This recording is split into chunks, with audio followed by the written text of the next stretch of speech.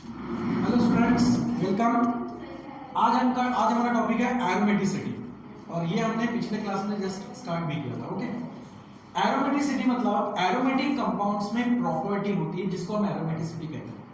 और ये property aromatic compounds में होने के पीछे रीजन क्या है, मतलब उसमें क्या कंडीशंस सेटिस्फाइड होनी चाहिए ताकि वो कंपाउंड्स को हम एरोमेटिक कंपाउंड कह सकते हैं। ओके, तो देखो कि एरोमेटिक सिटी होने के लिए एक तो मेन है कि वो कंपाउंड साइक्लिक स्ट्रक्चर में होना चाहिए। ठीक है, so first point is that cyclic. Second point ये है कि साइक्लिक होने के साथ साथ वो स्ट्रक्चर प्लेनर होना चाहिए, मतलब साइक्लिक होना चाहिए, प्लेनर होना चाहिए। ठीक है, थर्ड पॉइंट ये है कि उस साइक्लिक स्ट्रक्चर में जो कार्बन के क्लोज रिंग बनेगी, कार्बन से क्लोज रिंग बनेगी जिसको हम साइक्लिक स्ट्रक्चर बोलेंगे, तो उस रिंग में, उस क्लोज चेन में जितने भी कार्बन एटम्स वहां पर हैं, that all carbon atoms are sp2 hybridised. ठीक है, सभी के सभी कार्बन एटम्स वहां पर क्या होने चाहिए, sp2 हाइब्रिडाइज्ड होने चाहिए। ओके, ये हुई थर्ड कंडीशन। इसके बाद नेक्स्ट कंडीशन ये है अकॉर्डिंग टू हक्कल रूल। ठीक है, तो हक्कल रूल का कहना यह है कि जितने भी एरोमेटिक कंपाउंड्स हैं, ठीक है, वो एरोमेटिक कंपाउंड्स क्या, उनमें क्या खास बात होती है, that aromatic compounds has the 4n+2 pi electron. उन एरोमेटिक कंपाउंड्स में 4n+2 पाई इलेक्ट्रॉन्स होने चाहिए। और ये एरोमेटिसिटी जो प्रॉपर्टी आती है एरोमेटिक कंपाउंड में, वो एक्चुअली इन्हीं पाई इलेक्ट्रॉन्स के डीलोकलाइजेशंस की वजह से होती है, जिसको हम रेजोनेंस भी कहेंगे। ओके, तो हक्केल रूल का कहना है कि एरोमेटिक कंपाउंड्स में क्या होना चाहिए, 4n+2 पाई इलेक्ट्रॉन होने चाहिए। ओके, और अगर देखा जाए तो these electrons are even number 2, 6, 10, 14 like this। Even number होने चाहिए बट मल्टीपल ऑफ 4 नहीं होने चाहिए। ठीक है, इवन नंबर होंगे लेकिन 4 मल्टीपल ऑफ 4 नहीं होंगे। तो ऐसे अगर पाई इलेक्ट्रॉन्स उसमें आते हैं तो वो होते हैं एरोमेटिक कंपाउंड। अब जैसे कि फॉर एग्जांपल बेंजीन की बात करते हैं, बेंजीन तो पेरेंट है एरोमेटिक कंपाउंड्स का, और इससे फिर नए एरोमेटिक कंपाउंड्स भी हमें मिलते हैं। तो बेंजीन क्या होता है, ये एक्चुअली हेक्सागोनल क्लोज चेन है, क्लोज रिंग है, जिसमें single and double bonds are alternately placed, जिसमें सिंगल और डबल बॉन्ड क्या होते हैं, अल्टरनेटली होते हैं। अगर बेंजीन का मॉलिक्यूलर फार्मूला देखा जाए तो C6H6 होगा। इसमें यहां पर क्या होता है, 6 कार्बन से हेक्सागोनल रिंग बनते हुए दिखाई दे रही है। तो इसमें इनमें से सभी कंडीशंस अगर सेटिस्फाइड होती हैं तो हम कह सकते हैं कि बेंजीन क्या है, एरोमेटिक कंपाउंड है। अब सबसे पहला साइक्लिक स्ट्रक्चर है, कार्बन की क्लोज रिंग तो है। सेकंड पॉइंट इज प्लेनर, तो इसका बेंजीन का प्लेनर स्ट्रक्चर ही होता है, एक ही प्लेन में कार्बन एक दूसरे से अटैच होकर हेक्सागोनल रिंग बनाते हैं, तो प्लेनर स्ट्रक्चर होता है। नेक्स्ट बात है कि ऑल कार्बन एटम्स और sp2 हाइब्रिडाइज्ड। sp2 हाइब्रिडाइज्ड होते हैं क्योंकि यहां पर हर कार्बन एटम्स डबल बॉन्डेड से दिखाई दे रहा है। ठीक है, डबल बॉन्डेड है, हर कार्बन्स डबल बॉन्डेड जॉइन है, तो that all carbon atoms are sp2 hybridised. अब लास्ट पॉइंट है कि हक्कल रूल के हिसाब से इतने उसमें पाई इलेक्ट्रॉन होने चाहिए। तो देखो ये जो डबल बॉन्ड दिखा रहा है, यहां पर दिखाया मैंने, ये डबल बॉन्ड क्या शो करता है, पाई इलेक्ट्रॉन्स। अब यहां पर कितने 2 पाई इलेक्ट्रॉन्स हो गए, एक डबल बॉन्ड जहां दिख रहा है वहां पर कितने होंगे, 2 पाई इलेक्ट्रॉन्स। यहां कितने हो गए, 2 पाई इलेक्ट्रॉन्स, और यहां पर भी कितने होंगे, 2 पाई इलेक्ट्रॉन्स। टोटल कितने हो गए, 6 पाई इलेक्ट्रॉन। तो हक्कल रूल के हिसाब से क्या मिलेगा, 4n+2, ठीक है, into 4n+2 into pi, that equals to 6 pi.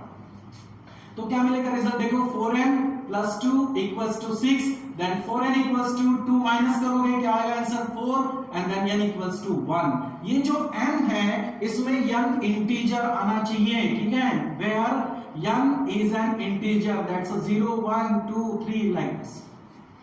Okay, तो यहां पर हक्कल रूल भी क्या हो रहा है, ओबे हो रहा है, n इंटीजर नंबर भी आ रहा है। ओके, मतलब इसमें 4n+2 पाई इलेक्ट्रॉन्स प्रेजेंट है, और वो भी कितने हैं यहाँ पर 2 4 and 6 दिख रहा है, 6 नंबर। तो ये सभी प्रॉपर्टी मतलब कंडीशन जो है यहाँ पे सेटिस्फाइड होती है, इसका मतलब कि बेंजीन एक एरोमेटिक कंपाउंड है। ठीक है, अब नेक्स्ट एग्जांपल देख लेते हैं, जैसे कि साइक्लोपेंटेडाइन। ठीक है, next example is that cyclopentadiene. Cyclo cyclic है, पेंट वर्ड बताएगा 5 कार्बन से बनी हुई साइक्लिक रिंग है, तो ये हो गया 5 कार्बन से बनी हुई साइक्लिक रिंग, ठीक है, क्लोज रिंग, दैट्स अ साइक्लोपेंटेट्रान। अब ये डाइन वर्ड है, ये क्या बता रहा है, ये नहीं बताता है डबल बॉन्ड, और डाई वर्ड क्या शो कर रहा है 2, ठीक है, प्रीफिक्स डाई जो है क्या शो कर रहा है 2, सो यहां पर 2 डबल बॉन्ड्स रहेंगे, एक और ये एक।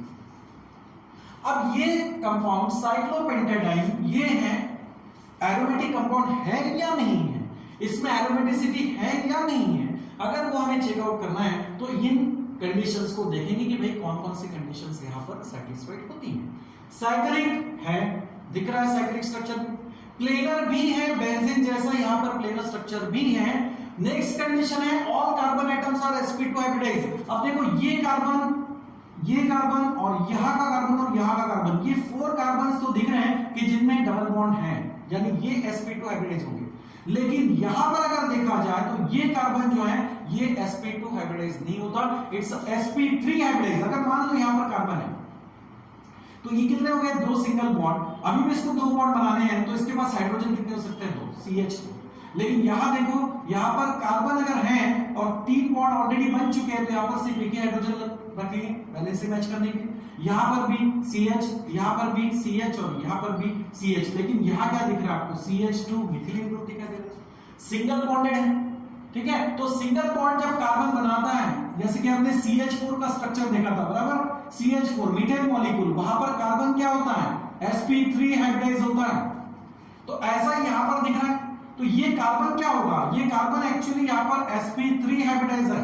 नॉट sp2, और कंडीशंस क्या कहती हैं, all carbon atoms are sp2 hybridise, सभी कार्बन एटम sp2 हाइब्रिडाइज होनी चाहिए, लेकिन यहां पर ये इनका तो छोड़ दो, लेकिन ये कार्बन एक्चुअली क्या दिख रहा है sp3 हाइब्रिडाइज दिख रहा है, ये तो sp2 है लेकिन ये sp3 हाइब्रिडाइज दिख रहा है, ऐसा नहीं होना चाहिए, all carbon atom must have the sp2 hybridise property, ठीक है, या उनमें sp2 हाइब्रिडाइजेशन कार्बन का होना चाहिए, ठीक है नहीं है। जब एक कंडीशन से यहां पर सेटिस्फाइड नहीं होती है इसका मतलब ये एरोमेटिक कंपाउंड नहीं है। चलो नेक्स्ट क्या है, हक्कल रूल, उसका क्या है, यहाँ पर 4n+2 पाई इलेक्ट्रॉन होने चाहिए। देखो स्ट्रक्चर में पाई इलेक्ट्रॉन कितने हैं, डबल बॉन्ड कितने दिखाई दे रहे हैं, यहाँ पर एक और यहाँ पर एक डबल बॉन्ड में 2 पाई इलेक्ट्रॉन, दूसरे डबल बॉन्ड में 2 पाई इलेक्ट्रॉन, टोटल कितने हो गए 4 पाई इलेक्ट्रॉन, ओके। अब यहाँ पर क्या होगा, पाई पाई कैंसल, रिजल्ट क्या मिलेगा 4n+2 = 4 एंड देयरफॉर 4n = 2 अगर सब्ट्रैक्ट कर दोगे तो कितना आएगा 2, देन n = क्या होगा यहाँ पर 2/4, मतलब 1/2 बोल सकते हो या फिर 0.5 भी बोल सकते हो, ओके। अब ये n इंटीजर आया नहीं आया, इस केस में था, इस केस में n = 1 इंटीजर भी ना, इस केस में इंटीजर है नहीं है, तो एक तो हक्कल रूल यहाँ पर ओबे नहीं हो रहा है, दूसरा सभी कार्बन एटम्स sp2 हाइब्रिडाइज भी नहीं दिखाई दे रहे हैं, इसका मतलब साइक्लोपेंटेडाइन जो है ये क्या होगा, it's a non aromatic compound, ठीक है, ये क्या होगा नॉन एरोमेटिक कंपाउंड, ओके, समझ में आया, ठीक है। एरोमेटिसिटी समझ में आई, कौन सा कंपाउंड एरोमेटिक होगा या उसमें एरोमेटिसिटी होगी, कहां नहीं होगी, ठीक है। और एक एग्जांपल फिर से देख लेते हैं, साइक्लोप्रोपीन, ठीक है, कौन सा कंपाउंड लेना है अभी, एग्जांपल क्या ले रहा हूं, साइक्लोप्रोपीन, साइक्लो है साइक्लिक होगा, प्रोप वर्ड बताता है भाई 3 कार्बन्स की यहां पर क्लोज चेन क्लोज रिंग बनेगी, ओके। अब यहां पर बोला है ENE, डाइन तो नहीं है, इसमें तो डाइन था तो 2 डबल बॉन्ड दिखा दिए, यहां पे तो सिर्फ ENE है, यानी 3 में से कोई एक बॉन्ड डबल होगा, ठीक है। हाँ क्या कर सकते हो, इसमें हाइड्रोजन फिलअप कर सकते हो, कितने होंगे 2 और 3 बॉन्ड बन चुके हैं, एक ही हाइड्रोजन, यहां पर भी एक और यहां पर कितने 2। अब हम देखते हैं इसमें क्या क्या हो सकता है। देखो सबसे पहला तो साइक्लिक स्ट्रक्चर है प्लेनर भी है, all carbon atom are sp2 hybridise, क्या ये सभी कार्बन एटम sp2 हाइब्रिडाइज है, नहीं है। जैसे इस एग्जांपल में CH2 में ये जो कार्बन है ये sp3 हाइब्रिडाइज था, उसी तरह से ये भी कार्बन यहां पर क्या होगा, that's sp3 hybridise, sp3 hybridise, ठीक है। तो sp3 हाइब्रिडाइज हो गया, इसका मतलब क्या, एक कंडीशंस कही तो फेल हो गई। अब नेक्स्ट है हक्कल रूल, हक्कल रूल के हिसाब से यहां पर 4n+2 pi electron equals to कितना आएगा, यहां पर एक ही डबल बॉन्ड है, एक डबल बॉन्ड है तो कितने इलेक्ट्रॉन्स हो सकते हैं 2 पाई, अब यहाँ पर पाई पाई कैंसिल कर दो, 4n + 2 that equals to 2 and then 4n equals to 2 - 2, इसका मतलब 4n equals to 0 then n equals to 0। ठीक है, अब ये n क्या है, इंटीजर है, डेफिनेटली है। तो यहाँ पर इंटीजर की केस तो हो रही है, सेटिस्फाइड हो रही है, जो यहाँ नहीं हुई थी। लेकिन इसके अलावा भी एक पॉइंट पे हमने मार खा लिया। यहाँ पर एक पॉइंट क्या था, all carbon atoms are sp2 hybridised, यहाँ पर है नहीं है। तो एक कंडीशन यहाँ सेटिस्फाइड है। जब ये कंडीशन सेटिस्फाइड होगी तो उसको हम एरोमेटिक कंपाउंड कहेंगे। लेकिन इनमें अगर कोई कंडीशन सेटिस्फाइड नहीं होती है तो that compound is not aromatic. तो साइक्लोप्रोपीन भी क्या हो गया, ये हो गया नॉन एरोमेटिक कंपाउंड। ठीक है, ये भी क्या होगा, नॉन एरोमेटिक कंपाउंड होगा। समझ में आ रहा है? Okay, is it clear? तो इस तरीके से हम एरोमेटिसिटी को डिस्कस कर सकते हैं और आप इस तरीके से एग्जांपल्स भी ले सकते हैं।